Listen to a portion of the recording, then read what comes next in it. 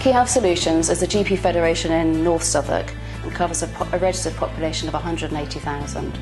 We've been in existence from 2011, but we've only started delivering services from 2015. One of the first services we were asked to deliver was the Prime Minister's Challenge Fund and an extended primary care service that operates 8 to 8, 7 days a week.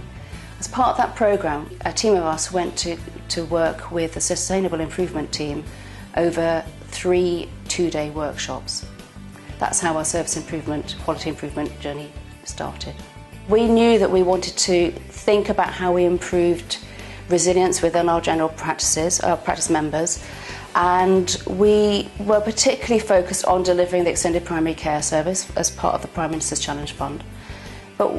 But as time moved on and we had a series of CQC visits, we recognised that it was more important to ensure that general practice was as resilient as it could be.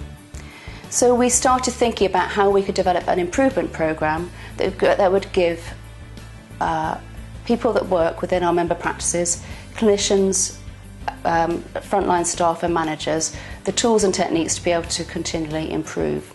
We came together in this room and you were really clear that you wanted this to be something that would last. It wasn't a one-off hit into Southwark. This was a piece of work you wanted to last. And so you were talking, and what we agreed to draw up for you was a 2-year development programme, into which we were then able to draw on all the different strands of the general practice development programme as it's been announced and launched to support the 5-year forward view. So at that first meeting, when we were deciding how to shape the programme, you suggested using the 10 high impact actions that came out of the GP forward view, and it was really helpful because it really helped land the programme, and we then discussed those and looked at the ones that we were already doing in different forms already, and so we decided to pick out particular ones. I think we picked out productive workflows, personal productivity, reducing DNAs. So we did realise that it's hard for practices to release their staff, but we did need that commitment too from practices. So we did develop a service level agreement between ourselves and the practices to really define the roles and responsibilities and to say, you know, how much time we wanted to release. And we were able to give practices a grant to take part in it. So that was really, that was a key element really, which made it happen as well, I think. So following the early discussions and some telephone calls and some feedback to and fro, together we prepared a really concrete plan. Through that we were going to see, I think it was 14 people coming through the General Practice Improvement Leaders Programme. And you did that first to start building capacity and capability.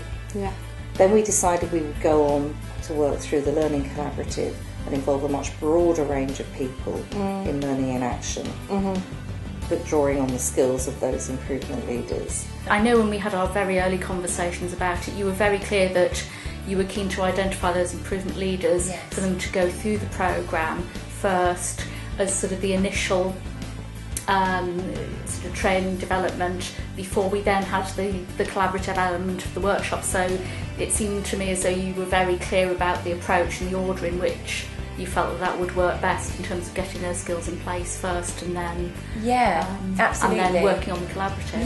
And I think the way we worked together, the Sustainable Improvement team and Quay Health, was really quite special in the way that it was very localised and it was very tailored to what we wanted.